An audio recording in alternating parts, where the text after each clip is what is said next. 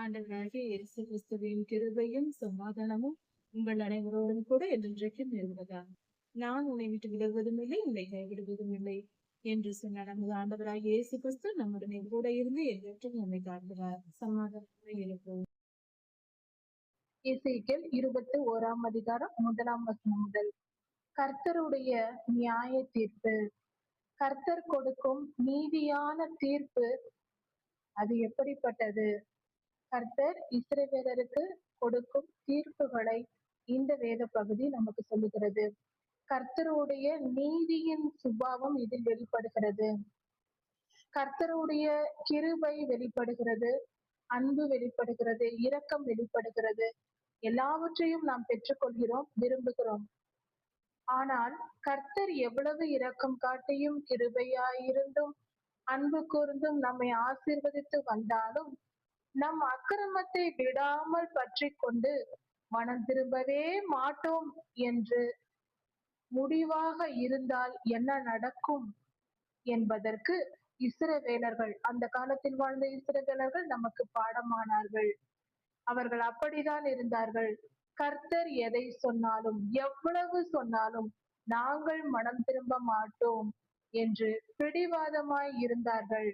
அவர்களுக்கு கர்த்தர் எப்படி நியாயம் தீர்க்கிறார், நீதி செலுத்துகிறார் என்பதை குறித்து இந்த வேத பகுதி வெளிப்படுத்துகிறது. மிக கடினமான வார்த்தைகள், மிகவும் வேதனை தரக்கூடிய வார்த்தைகள் என்றாலும் இது நீதியுள்ள வார்த்தைகளாய் இருக்கிறது. கர்த்தரே இதை சொல்லுகிறார். நாம் சற்று கவனித்து பார்ப்போம். கர்த்தர் நீதி உள்ளவர், நீதியின் சூரியனாய் இருக்கிறார். ஒரு சூரிய பிரகாசம் எந்த அளவுக்கு பிரகாசமாய் இருக்குமோ, அதன் வெளிச்சம் எவ்வளவு பெரியதோ, அதுபோல கர்த்தருடைய நீதி நியாயங்களும் மிகவும் வல்லமை உள்ளது. கர்த்தருடைய வார்த்தை எசேக்கியேல் தீர்க்கதரிசியாவுக்கு வந்தது. கர்த்தர் அவரோடு சொன்ன வார்த்தைகள்: உன் முகத்தை எருசலேமுக்கு நேராக திருப்பி அவர்களுக்கு விரோதமாக வசனங்களை பேசி இஸ்ரவேல் தேசத்துக்கு விரோதமாய் தீர்க்க தரிசனம் உரைத்து, கர்த்தராகிய ஆண்டவர் உரைக்கிறது என்னவென்றால், இதோ நான் உனக்கு விரோதமாய் வந்து பட்டயத்தை அதன் உரையிலிருந்து உருவி சன்மார்க்கனையும் துன்மார்க்கனையும் அழித்து போடுவேன் என்று கர்த்தர் சொல்லுகிறார். கர்த்தர் நீதி நிமித்தம் இப்படியாக ஜனங்களை அழித்து போடுவேன், கொன்று போடுவேன் என்றே சொல்லுகிறார். சங்காரம் பண்ணுவேன் என்று சொல்லுகிறார். சங்காரம் என்றால் அழித்து போடுவது, மனிதர்களை அழித்து போடுவது. கர்த்தருடைய நியாயத்தின் நிமித்தம், நீதியின் நிமித்தம் அவர்கள், ஒரு மனிதனுக்கு கர்த்தர் மன்னிப்பை கொடுப்பார், கிருபையா இருப்பார், இரக்கத்தை காட்டுவார் என்றால் ஒரு வாய்ப்பு, சரி இப்பொழுது தவறு செய்துவிட்டால் இன்னும் ஒரு முறை வாய்ப்பு தருகிறேன், திருந்து என்று இப்படியே வாய்ப்பு கொடுத்து கொண்டே இருக்கிறார். ஒரு மனிதனுடைய ஆயுள் நாள் முடியும் வரை அவனுக்கு வாய்ப்பு கொடுக்கிறது. மனிதனின் ஆயுள் என்பதே அவனுக்கு கொடுக்கப்படும் வாய்ப்பாய் இருக்கிறது மனம் திரும்புவதற்கு. ஒரு சில மனிதர்கள் தங்கள் ஆயுள் நாட்கள் முடிவதற்குள்ளாகவே தங்கள் இருதயத்தை கடினப்படுத்தி விடுவார்கள். மனம் திரும்பவே மாட்டேன், இப்படித்தான் நான் வாழ்வேன் என்று முடிவு செய்து விடுவார்கள். அப்படிப்பட்டவர்களை கர்த்தர் அழித்து போடுவார். இவர்கள் இருந்து என்ன பயன்? மனம் திரும்புவதற்காக தான் ஆயுள் நாட்கள் கொடுக்கப்படுகிறது. மனம் திரும்பவே மாட்டேன் என்று இவர்கள் இருதயத்தில் முடிவு செய்து வைத்திருக்கிறார்கள் என்றால் அவர்கள் ஏன் இந்த பூமிக்கு பாரமாக இருக்க வேண்டும் என்று கர்த்தர் அவர்களை அழித்து போடுகிறார். ஏனென்றால் அவரே படைத்தார், அவரே வாழ வைக்கிறார். இது தேவையில்லை என்றால் அவர்களை கொன்று போடுவார். அது அவருடைய விருப்பம், அவருடைய வல்லமை. இதோ நான் உனக்கு விரோதமாய் வந்து, உனக்கு விரோதமாக நான் வந்து என் உரையிலிருந்து பட்டயத்தை உருவி சன்மார்க்கனையும் துன்மார்க்கனையும் அழித்து போடுவேன் என்று சொல்லுகிறார். சன்மார்க்கன் என்றால் நீதி உள்ளவர்கள், நல்லவர்கள், நற்கிரியைகளை செய்கிறவர்கள். துன்மார்க்கர்கள் என்றால் தீமை செய்து வாழ்கிறவர்கள். நல்லவர்களையும் அழித்து போடுவாராம், கெட்டவர்களையும் அழித்து போடுவேன் என்று கர்த்தர் சொல்லுகிறார். நான் அப்படி செய்ய போவதினால், சன்மார்க்கனையும் துன்மார்க்கனையும் அழித்து போட போவதினால், நல்லவர்கள் கெட்டவர்கள் எல்லோரையும் நான் அழிக்கப் போகிறேன். அப்படி செய்ய போவதினால் தெற்கு துவங்கி வடக்கு மட்டும் உள்ள ஜீவனுள்ள உயிருள்ள மனிதர்கள் எல்லார் மேலும் என் பட்டயம் வரும். ஜீவனுள்ள எல்லாருக்கும் விரோதமாக என் பட்டயம் வரும் என்று கர்த்தர் சொல்லுகிறார். உயிரோடு இருக்கிற எல்லாருக்கும் எதிராக துன்பப்படுத்தும்படியாக என் பட்டயத்தை நான் அனுப்புவேன் என்று சொல்லுகிறார். அப்படி நான் செய்யும் பொழுது, சங்காரம் செய்யும் போது, சகல ஜனங்களும், உயிரோடு இருக்கிற எல்லா மனிதர்களும் கர்த்தர் தம் பட்டயத்தை உருவினார், உரையிலிருந்து எடுத்து விட்டார் என்பதை அறிந்து கொள்வார்களாம்.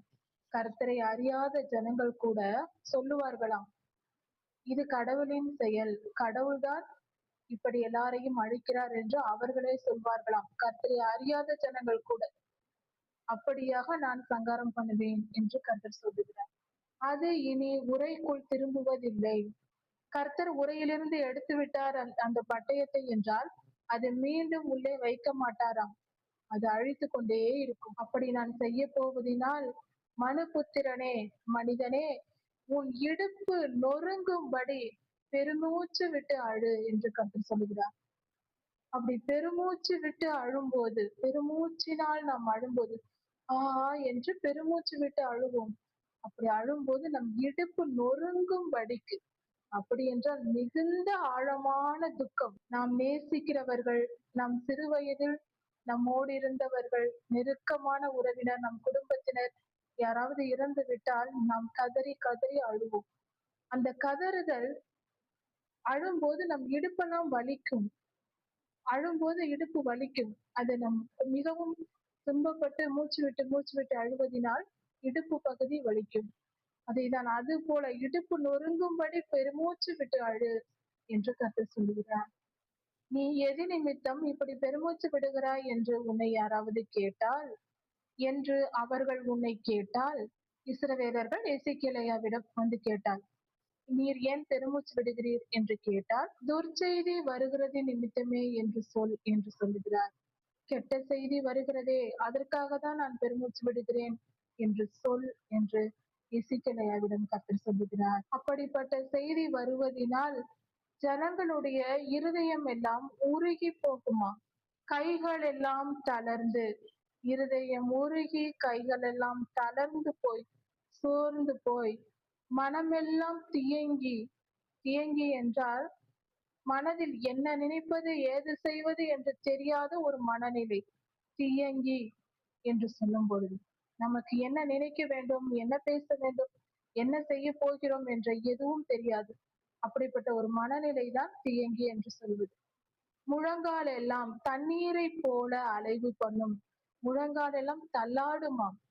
தண்ணீர் அலை அலைகளாக வரும் அல்லவா தண்ணீரில், அது போல நம் முழங்கால்கள் தள்ளாடுமாம். அப்படிப்பட்ட நிலை உருவாகும்.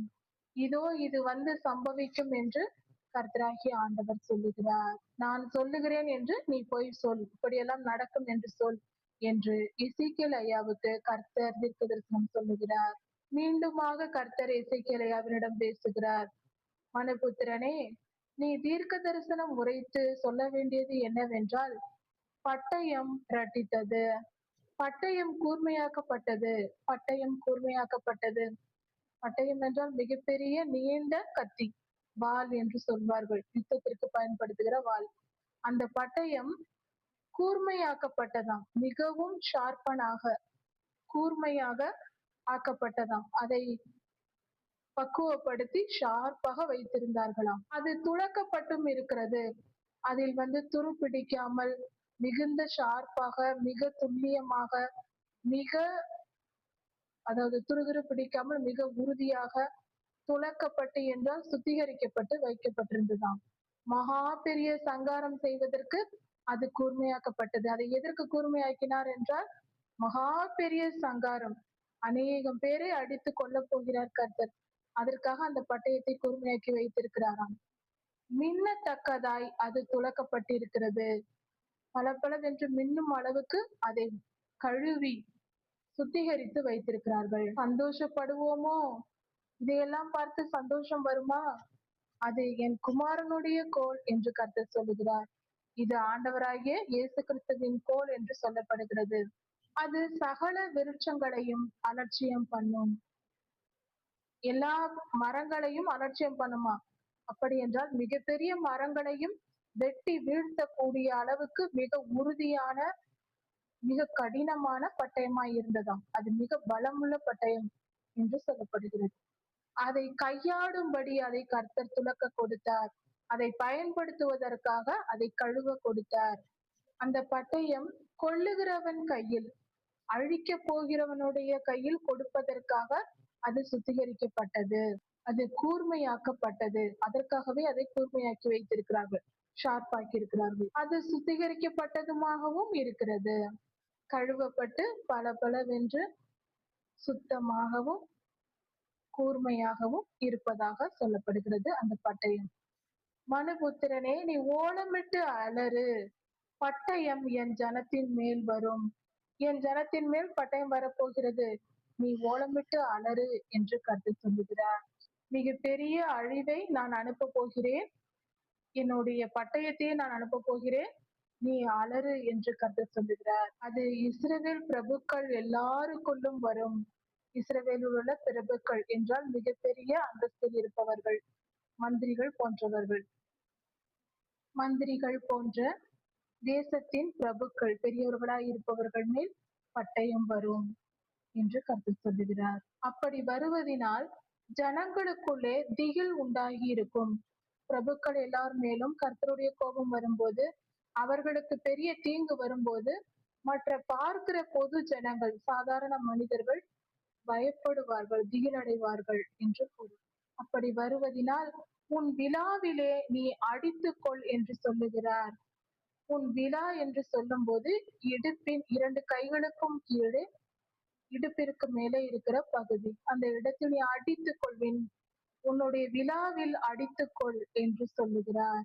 யாவையும் கண்டிக்கிற கோல் வந்தால் ஒழிய இனி சோதனையினால் தீருவதென்ன என்று கர்த்தர் சொல்லுகிறார். அப்படி என்றால் யாவையும் கண்டிக்கிற கோல் வந்தால் ஒழிய, கர்த்தர் மனிதனுக்கு சோதனையை கொடுப்பது, சோதனை என்பது துன்பமாயிருக்கும்.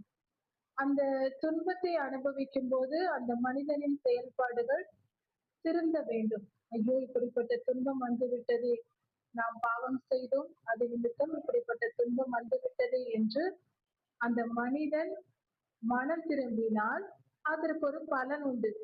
அந்த சோதனையின் நிமித்தம் அந்த மனிதன் மனம் திரும்புகிறான். மனம் திரும்பவே மனம் இல்லாத ஒரு மனிதன் இருக்கிறான். நான் கர்த்தரிடமாய் திரும்ப மாட்டேன், நான் இப்படிதான் என் விருப்பத்திற்கு வாழ்வேன் என்று முடிவோடு இருப்பவர்களை, அவர்களுக்கு கர்த்தர் சோதனை கொடுப்பதினால் என்ன பலன் உண்டு? அதனால் ஒரு பலனும் இல்லை. அவர்கள் என்ன கொடுத்தாலும், என்ன துன்பம் வந்தாலும் அவர்கள் போக்கில் அவர்கள் செல்வார்கள், திருந்த மாட்டார்கள், திருந்தவே மனமில்லை. அப்படிப்பட்டவர்களுக்கு சோதனை தருவதனால் என்ன பலன்? அதனால் யாவையும் கண்டிக்கிற கோல் வந்தால் ஒழிய, நியாய தீர்ப்பை கொடுத்தால், அதாவது தண்டனை கொடுப்பதே அது கடைசி வழி என்று கர்த்தர் சொல்லுகிறார். ஆகையால் மனுபுத்திரனே, நீ தீர்க்க தரிசனம் உரைத்து, நீ தீர்க்க தரிசனம் சொல்லி, கையோடே கை கொட்டு, கைகளை தட்டி நீ தீர்க்க தரிசனம் சொல்லு. பட்டயம் 3 தரம் இரட்டித்து வரும். பட்டயம் எப்படி வரப்போகிறது? 3 தரம் வரும், இரட்டித்து வரும். ஒவ்வொரு முறையும் 2 மடங்காக வரும் சேர்ந்து. 3 முறை இப்படியாக வரும். கர்த்தருடைய நியாய தீர்ப்பு 2 மடங்காகி அது 3 முறை வரும். கொலையுண்ண போகிறவர்களின் பட்டயம் அது. சாக போகிறவர்களுக்கு கர்த்தர் கொடுக்கும் தண்டனை வரப்போகிறது. மனம் திரும்பாதவர்களுக்கு கர்த்தருடைய கோபம் இறங்க போகிறது என்று பொருள். அது கொலையுண்ண போகிற பெரியவர்களின் உள் அறைகளில் பிரவேசிக்கிற பட்டயம் அது.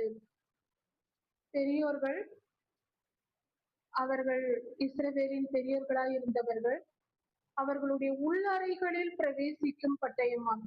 இந்த கொரோனா நோய் வந்த பொழுது, கொரோனா நோய் போன்ற கொலை நோய்களும் பட்டயம்தான். திடீரென்று தீவிரவாத தாக்குதல் ஏற்பட்டு அழிவதும் கர்த்தருடைய பட்டயம்தான். 3 விதமான தண்டனைகளை கர்த்தர் கொடுப்பார். ஒன்று பஞ்சம், பட்டயம், கொள்ளை நோய்.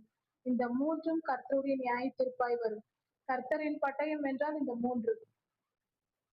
கொள்ளை நோய் கிருமிகள் பரவி அதன் மூலம் நாம் வீட்டிற்குள் பூட்டிக் கொண்டு அடைந்திருந்தாலும், நம்மை மறைத்துக் கொண்டிருந்தாலும் நோய் கிருமிகள் காற்றின் வழியாய் வந்து அநேகரை பிடித்துக் கொண்டது கொரோனா நோய். அது போல உள் அறைகளில் பத்திரமாய் இருக்கிறவர்கள் மேல் அணுகுண்டு விழுந்து இறந்து போகிறார்கள், வீட்டோடு சேர்த்து எரிந்து போகிறார்கள். அப்படிப்பட்ட அழிவு வருவது போல பசி பஞ்சத்தினால் அநேகர் இறந்து போகிறார்கள் உணவில்லாமல். அதுபோல கர்த்தருடைய பட்டயம் வரும் என்று சொல்லப்படுகிறது. அவர்களுடைய இருதயம் கரைந்து அவர்களுடைய துன்பங்கள் பெருகும்படிக்கு இப்படியாக வருகிறது. அதாவது ஏன் இதை கர்த்தர் அனுமதிக்கிறார்? அவர்கள் மனம் திரும்பாமல் போவதற்கு காரணம் என்ன? இருதய கடினம், இருதயத்தில் இருக்கிற திமிர், கர்வம், நான் பெரியவன் என்கிற எண்ணம். நான் என்கிற எண்ணம் இருக்கிறவர்கள் திருந்த மாட்டார்கள்.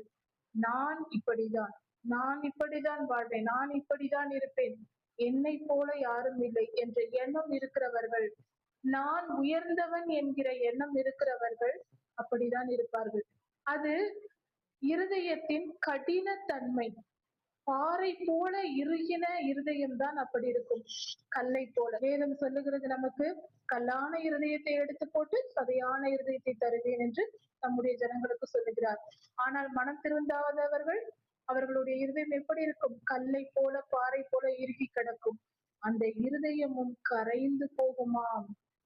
அவர்களுக்கு கொடுக்கும் கர்த்தர் கொடுக்கும் அடியினால் அந்த பாறை போன்ற இருதயத்தையும் கரைத்து விடுவாராம். அவர்கள் கரைந்தே போவார்கள். அந்த அளவுக்கு எவ்வளவு காலம் அந்த இருதயத்தை கடினப்படுத்தி இருந்தாலும் கர்த்தருடைய அடியை பெறும்போது அந்த இருதயமும் உருகி போகும். கர்த்தருடைய வல்லமை அப்படிப்பட்டது. அவர்கள் துன்பம் அவ்வளவு பெருகி வரும். துன்பத்தை அனுபவித்து அனுபவித்து திரளாய் இருந்து அதனால் நொந்து போய் அவர்கள் இருதயம் தாழ்த்தப்பட்டு போகும். இப்படி அவர்கள் இருதயம் உருகும்படியாக அவர்களை அடிப்பதற்காக கர்த்தர் தம்முடைய பட்டயத்தை கூர்மையாக்கினாராம். கூர்மையாக்கி அவர்களுடைய எல்லா வாசல்களுக்கும் கட்டளையிட்டாராம். அவர்களுடைய எல்லா வாசல்களிலும் அந்த பட்டயம் உள்ளே நுழையும். அது மின்னும்படியாக பதமிடப்பட்டது. பளபளவென்று மின்னும்படியாக பதமிடப்பட்டது. வெட்டும்படியாக தீட்டி வைக்கப்பட்டது. வெட்டுவதற்கு ஏற்ற விதமாய் தீட்டி வைக்கப்பட்டிருக்கிறது. ஏக பலமாக, ஒரே பலமாக வலது புறமாகவும் கர்த்தர் பட்டயத்துக்கு சொல்லுகிறார், வலது புறமாக வெட்டு, இடது புறமாக வெட்டு, உன் முகம் திரும்புகிற திக்கெல்லாம் வெட்டு என்று அந்த பட்டயத்துக்கு கர்த்தர் கட்டளை கொடுக்கிறார். மிகப்பெரிய வாள், அந்த வாளினால் வெட்டுகிறார்கள். அப்படி என்றால் வலது புறமும் இடது புறமுமாக எல்லாவித துன்பங்களையும், மிகப்பெரிய தீங்கை அந்த மனிதர்கள் அனுபவிக்க நேரிடும். அது நோயாக இருக்கலாம், அல்லது கொடுமையான ஒரு ஆக்சிடென்ட் ஆவது, அல்லது இப்படியாக யுத்தங்கள் நடக்கும்போது அதில் ஏற்படும் பாதிப்பு இப்படியாக நடக்கும். நானும் கையோடு கை கொட்டி என் உக்கிரத்தை ஆற பண்ணுவேன் என்று கர்த்தர் சொல்லுகிறார். இவர்கள் எந்த அளவுக்கு கோபம் ஊட்டி இருந்தால் கர்த்தர் இந்த அளவுக்கு கோபப்படுவார். இவர்கள் செய்த காரியங்கள் கர்த்தருக்கு கோபமூட்டி பயங்கர கோபத்தில் இருந்தார். அவர்களை அடித்து தம்முடைய கோபத்தை கர்த்தர் ஆற்றிவிட்டார் என்று சொல்லப்பட்டிருக்கிறது. நானும் கையோடு கை கொட்டி என் உக்கிரத்தை ஆற பண்ணுவேன் என்று கர்த்தர் சொல்லுகிறார். கர்த்தர் தம்முடைய மனதின் உக்கிரத்தை, கோபத்தை தீர்த்து போடுகிறார். அந்த ஜனங்களுக்கு மனம் திரும்ப விருப்பம் இல்லாதவர்களை அடித்து போடுகிறார், அழித்து போடுகிறார். அவர்கள் வாழ்வின் முடிவு வந்துவிட்டது, அவர்களை முடித்து விட்டார் என்று பொருள். இப்படியாக கர்த்தர் மனம் திரும்பாத ஜனங்களை அழித்து போடுகிறார். அதனால் அவர்களால் எந்த பயனும் இல்லை. இப்படிப்பட்ட நிலைக்கு நாம் ஆளாகி விடாமல் உடனே மனம் திரும்புவோம். ஒரு மனிதன் கூட இந்த கர்த்தருடைய கோபத்திற்கு ஆளாகாமல் மனம் திரும்ப வேண்டும். அதுவே சிறந்தது. எல்லோரும் கர்த்தரிடத்தில் மன்னிப்பு கேட்டு நம் பாவங்களை அறிக்கையிட்டு மனம் திரும்பினால் அவர் மன்னிக்கிறதற்கு கிருபை பெருத்தவராயிருக்கிறார். மன்னிப்பு கிடைக்கும், நித்திய ஜீவனையும் சுதந்திரித்துக் கொள்ளலாம். இவ்வுலக வாழ்க்கையிலும் சமாதானத்தை அடையலாம். மனம் திரும்பாமல் இருந்து அழிந்து போக வேண்டாம். வாழ்க்கை ஒரு முறை. மனம் திரும்பி நான் வாழ்க்கையின் பொருளை, ஒரு நம் வாழ்க்கையை மீட்டுக் கொள்வோம். அழிவுக்கு நேராக போய் அழிந்து போகாமல். கர்த்தர் உங்களை ஆசீர்வதிப்பாராக. இதன் தொடர்ச்சியை அடுத்த செய்தியில் பார்க்கலாம். நமது ஆண்டவராகிய இயேசு கிறிஸ்து சீக்கிரம் வரப்போகிறார். அவருடைய வருகைக்கு நாம் ஆயத்தப்படுவோம். மாரநாதா.